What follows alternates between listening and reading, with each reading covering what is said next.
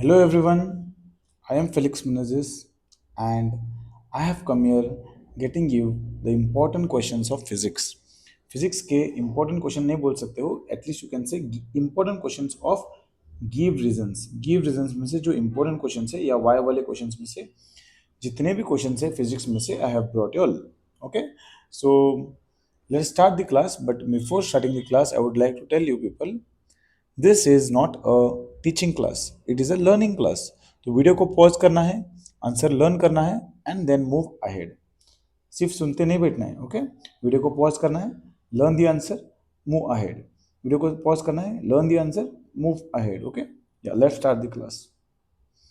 Why is convex mirror used as a rear view mirror for automobiles? गाड़ी में convex mirror क्यों use करते हैं हम लोग? गाड़ी में ओके कॉन्वेक्स मिरर क्यों यूज़ करते हैं? पीछे देखने के लिए. रेयर व्यू मतलब पीछे देखने के लिए. बिकॉज पहली बात तो it is forming an erect image, it is forming an diminished image, it is having a wider field of view. And also because why it is having wider field of view? Because it is curved outwards. And last is because it enables us to see, or it enables us to capture larger area. Okay, that would have not been possible without the plane mirror. ये 4 point आपको याद रखना है बच्चे. Okay, 4 points you'll have to remember. Let us revise it. Why do we use convex mirror? Because it forms an erect image. पहली बात तो erect image sir. It forms a diminished image. छोटा छोटा. Erect मतलब सीधा. Diminished मतलब छोटा छोटा. It is having wider field of view because they are curved outwards. And the fourth and the most important, it covers larger area, which would have not been possible by a plane mirror. ये 4 point की वजह से we use convex mirror for automobiles. Important question है, please mark it and take and please also learn it. Question number 4. Why does a ray of light bends? Ray of light bend क्यों होता है when it is travelling from one medium to another medium? Okay, और bend क्यों होता है? Because of phenomena of refraction of light. Okay, refraction of light का phenomena ही कहता है the ray of light is bending from one medium to another medium. उसी को तो रिफ्रैक्शन ऑफ लाइट बोलते हैं हम लोग. ओके, एंड जैसे कि एक पेन रखा है. दैट पेन हमको थोड़ा सा पेन ना ऐसे दिखता है यार, पता है आप लोगों ने देखा होगा. तो आई am saying it's not a teaching class, it's just a learning class. तो जितना हो रहा है उतना लर्न करो. And ray of light is bending, and because of the velocity change in velocity, the velocity of the ray of light will either increase or decrease depending on the optical density, and because of which the ray of light will bend from one medium to another medium. Okay, और एक बार learn करना इसको. Why does the ray of light bend from one medium to another medium? Because of the phenomena of refraction of light. सबसे important तो ये refraction of light है. As velocity of the light will either increase or decrease depending on the density, optical density of the materials. बहुत आसान, बहुत easy. You have to put in efforts. Okay, अच्छे से efforts डालो. Next. Why do stars twinkle? Star twinkle क्यों होते हैं? Okay, because of atmospheric refraction of light. Refraction of light हो रहा है. सर refraction बोला आपने तो bending बोला. Yes. ओके, बेंडिंग ही होता है, मगर कंटिन्यूसली बेंडिंग हो रहा है लाइट, बिकॉज ज़्यादा एटमॉस्फेयर में ज़्यादा पार्टिकल्स है, different different layers of particles है. Okay, that is what I am saying. It's not a teaching class, it's a learning class. तो आपको लर्न करना है. लर्न तभी तो करोगे जब आपको समझ में आया होगा. समझ में तभी आएगा जब आपने पूरा साल मेहनत किया होगा. अब नहीं किया है तो रट्टा मारो, लर्न करो. Okay, let's start. The physical conditions of the Earth's atmosphere are stationary since the stars are very distant. The stars are बहुत दूर है stars. Okay, stars थोड़ी ना नज़दीक है हमारे, they are very distant. They approximate a point-sized sources of light. क्योंकि वो बहुत दूर है, बहुत दूर है, वहाँ से सिर्फ एक रे ऑफ लाइट आता है. That is what they telling. They approximate point sized, SIZED, SIZED, point sized sources of light. As the path of rays of light coming from the star goes varying, slightly vary होते रहेगा path of ray. जिसके रे ऐसा सीधा नहीं आएगा, थोड़ा सा ऐसे ऐसे ऐसे ऐसे बेंड होते होते आएगा. Okay, next. The apparent position of the stars fluctuates. ये fluctuate याद रखना है बच्चे. Okay, the amount of star light entering our eye flickers. ये भी याद रखना है sir. amount of star light which is entering our eye will flicker, मतलब बंद चालू होते रहेगा, क्योंकि वो बेंड होते आएगा, कभी आ रहा है आंखों की तरफ, कभी नहीं आ रहा है आंखों की तरफ. And therefore sometimes the star looks brighter and sometimes it looks फेंटर which causes twinkling effect. तभी तो ट्विंकल हो रहा है.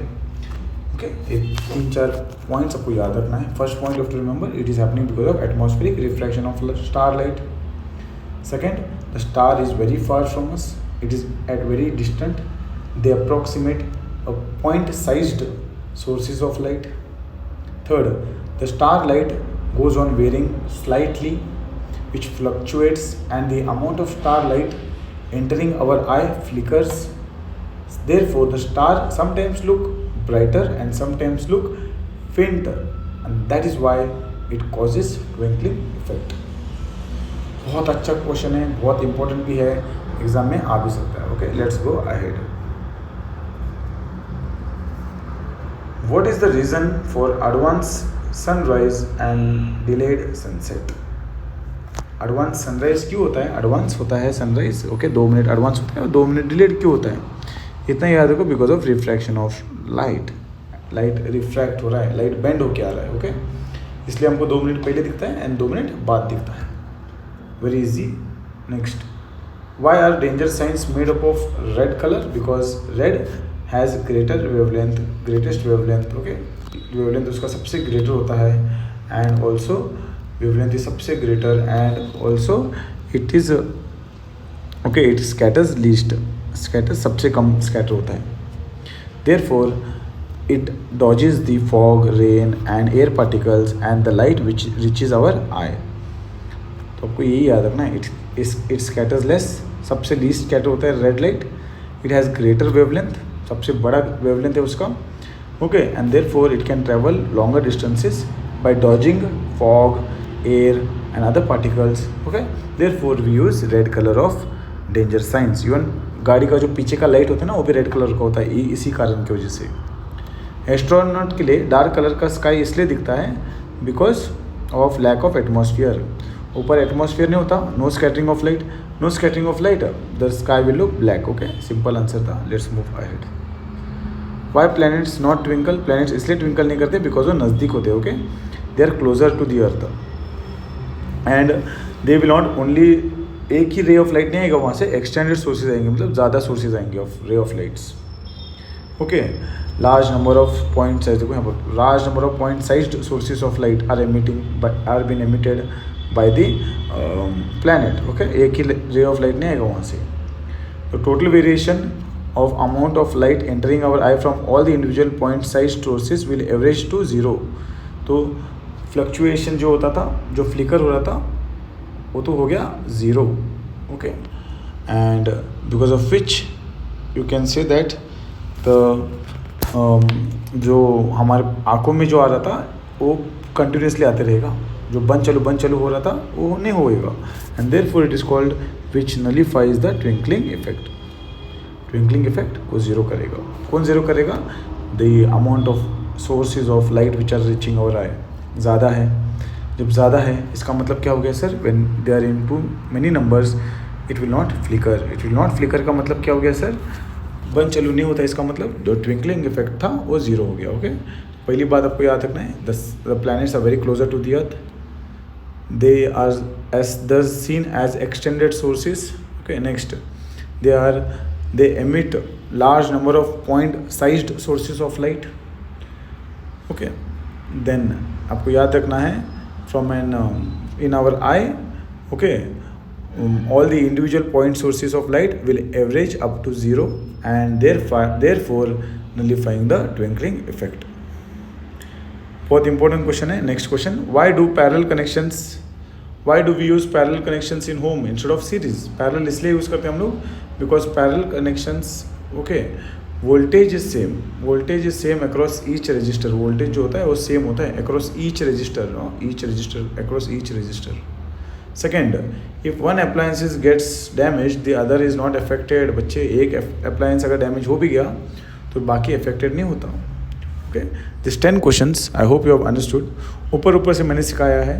वीडियोस को पॉज करो, नोट्स को जेरोक्स ले लो एंड पढ़ाई करो. ओके, बहुत आसान था। एंड इन 10 क्वेश्चन में से आई एम श्योर एटलीस्ट एक तो आएगा। इसका पार्ट 2 रहेगा कल, ओके, या after a while else I will upload part 2 video of this. Thank you so much, learn all the questions, and I wish you all the very best.